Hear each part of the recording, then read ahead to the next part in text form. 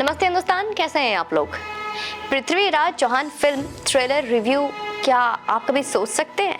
Trailer तो देख ही लिया होगा आप लोगों ने कि हिंदू रीति रिवाजों में कमियां निकालकर सार्वजनिक मंचों पर बोलने वाले लोग कभी मुस्लिम समाज के कुरीतियों पर क्यों नहीं बोलते। कभी सोचा है आपने? उनके सारे रिवाज एक इलॉजिकल है। सारे कानून अपने बुद्धि को किनारे रखकर एक किताब को मानने के लिए बाध्य करते हैं। क्या हिंदू धर्म में कोई एक भी ऐसा कानून है जिसे मानने की कोई बाध्यता है कि आपको मानना ही है, नहीं तो सर कलम कर दिया जाएगा? जो आज़ादी हिंदू धर्म में एक टीनेजर का है, क्या वो स्वतंत्रता मुस्लिम समाज में एक टीनेजर को है? टीनेजर तो छोड़िए, मैं कहूँगी क्या है किसी बच्चे को भी मिलती है वो स्वतंत्रता?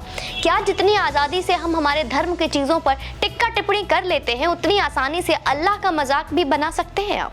कभी सोच भी नहीं सकते कि आप खुलेआम सार्वजनिक स्थलों पे कोई मजाक कर दें।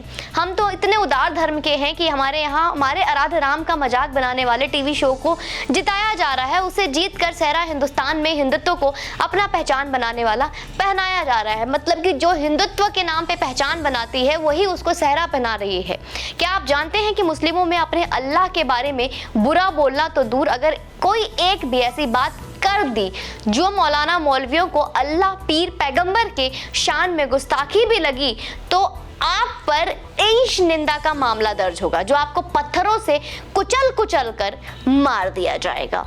अब जब एक सनातन धर्म है जिसका आधार ही जीवन जीने का एक स्वतंत्र कला है और एक मुस्लिम मजहब है, धर्म तो एक ही है जिसका पूरा एजेंडा सिर्फ और सिर्फ अपने आप का विस्तार करना है, तो फिर सारी फिल्में, सारी बातें हमारे ही देवी देवताओं को टारगेट क्यों करती है?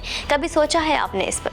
मैं कुछ भी आगे कहूँ उससे पहले यह स्पष्ट कर दूं कि हाँ, हमारे कई इतिहास में कुछ ऐसी चीज़ें हुए हैं जो वाकई में कुरीति थी, जो आज के वक्त में हटा दिए गए हैं, जो आज के वक्त में नहीं है, और उन पर बोलना कहीं से भी बुरा नहीं कहती। कुरीतियों पर सबसे तल्ख टिप्पणी महान हिंदू संत विवेकानंद ने खुद की थी।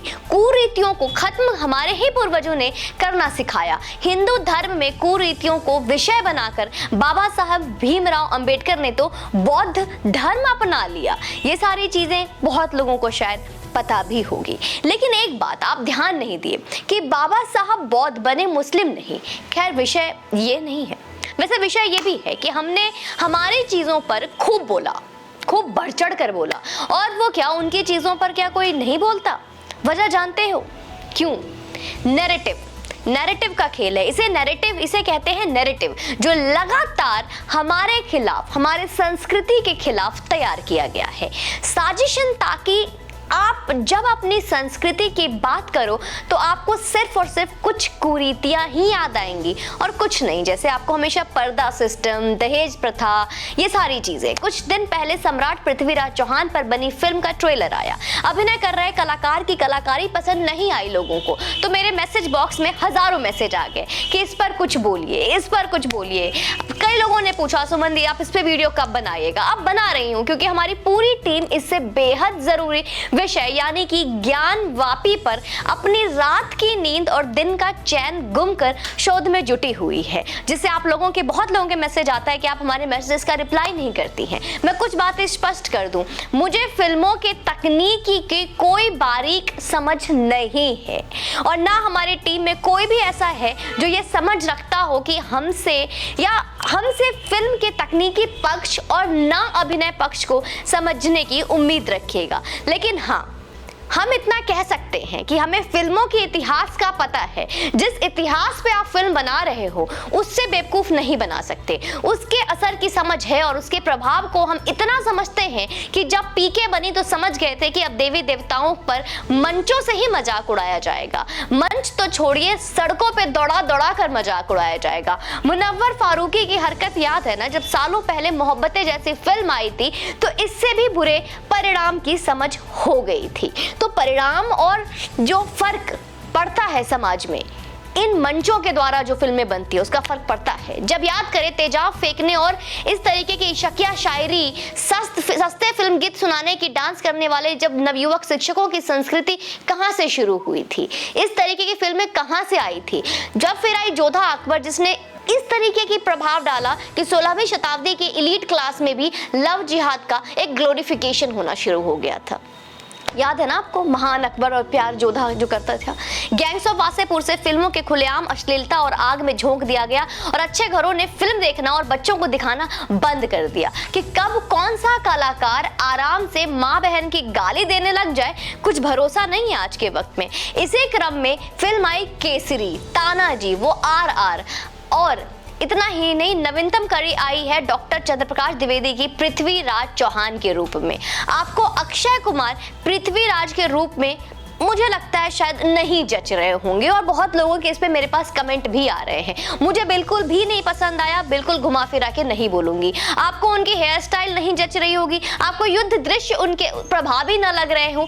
इन सब के बावजूद एक बात तय है कि इस फिल्म का निर्देशन डॉक्टर चंद्रप्रकाश द्विवेदी जी कर रहे हैं, जिनके हाथ में कास्टिंग भले ना हो लेकिन वह कथा और तथ्यों पर कोई समझौता नहीं करते। और यह फिल्म पृथ्वीराज रासों के आधार पर से इधर उधर नहीं होगी, यह तय है। अब ये मत सोचिए कि कौन पृथ्वीराज बना है, बल्कि ये सोचिए कि नैरेटिव अब किसके पक्ष में बुना जा रहा है, पृथ्वीराज के पक्ष में या मोहम्मद गौरी के पक्ष में। ये अब जानना समझना जरूरी है। अगर आप अपने नैरेटिव के पक्ष में खड़े ना होंगे तो कोई महानायकों पर आपके पक्ष में दांव लगाने की हिम्मत नहीं करेगा, और यही दाऊद गैंग चाहता भी है।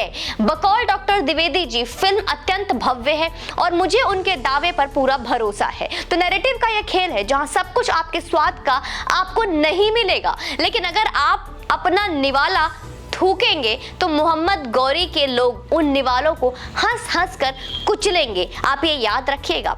बात अक्षय कुमार की नहीं है, यहाँ पे बात पृथ्वीराज चौहान की है। अब इस कड़ी में कई और निर्देशक कहानी लिखकर निर्माता के पास जाने को तैयार बैठे होंगे कि कुछ कहानी में बदलाव करते हैं, मोहम्मद गौरी को महान दिखाते हैं। फिल्म अगर नहीं चली तो शायद निर्माता उन्हें भाव भी ना दे। तो अब फैसला आपके हाथ में है कि फिर कह रही हूँ, खेल नैरेटिव का है। यहाँ पे खेल मोहम्मद गौरी का नहीं, खेल यहाँ पृथ्वीराज चौहान का है। खेल यहाँ पे अक्षय कुमार का नहीं, फिल्म यहाँ पृथ्वीराज चौहान के ऊपर बने हुए नैरेटिव का है कि आखिर डायरेक्टर आपको दिखा क्या रहा है और बनाने वाला निर्देशक और निर्माता कौन है। क्या इस बार सच्चाई दिखाई जाएगी या इस बार फिर से मजाक उड़ाया जाएगा? और जब तक आप इसको समझेंगे नहीं तब तक आप इस पे उंगली उठाएंगे नहीं। बाकी मैं हर वीडियो के अंत में आज आपसे यही बोलूंगी और आगे भी मैं आपसे यही कहती रहूंगी कि एक फिल्म आई है, जैसे फिल्म बात हो रही है बॉलीवुड की, तो ये बॉलीवुड से हटकर है, क्योंकि बॉलीवुड में किसी ने भी इस बात का सपोर्ट नहीं किया, ना इस फिल्म का सपोर्ट किया। कोई बड़ा कलाकार नहीं है, कोई बड़े आर्टिस्ट नहीं है, फिर भी जो सच्चाई आज इस फिल्म में दिखाई गई वो बहुत ज्यादा तारीफ के लायक है। मैं फिल्म की बात कर रही हूँ द कन्वर्जन, जो लव जिहाद के ऊपर बनी है। आज तक इतने खुले तरीके से एक कुरीति के बारे में कभी भी नहीं दिखाया गया है कि कैसे हलाला होता है, किस तरीके से हिंदू लड़कियों को लव जिहाद का शिकार बनता है, कैसे एक अच्छे घर की पढ़ी लिखी संस्कारी लड़की एक प्यार के चक्कर में फंस जाती है। ये सारी चीजों को खुलकर दिखाया गया है। इतने खुले तरीके से आज तक कोई फिल्म नहीं बनी थी। मैं आप लोगों से निवेदन करूंगी, जिन लोगों ने द कन्वर्जन नहीं देखा, प्लीज जाएं और कृपया करके वक्त निकालें और साथ में अपनी बहन बेटियों को जरूर लेके जाएं। और हमारी लड़कियों से निवेदन है, अगर जिनके पास भी वीडियो पहुंच रहा है, हमारे घर की लड़कियां जरूर जाएं और ये फिल्म अवश्य देखें। मैं हाथ जोड़ के विनती करती हूँ कि ये लव जिहाद पे ये फिल्म कोई नफरत नहीं फैलाता, कोई हेट्रेड नहीं स्प्रेड कर रहा है, सिर्फ और सिर्फ आपको जागरूक कर रहा है। जागरूकता फैलाना, सच दिखाना, नफरत फैलाना नहीं होता है। तो please go and must watch and please share it. Thank you so much. जय हिंद, वंदे मातरम।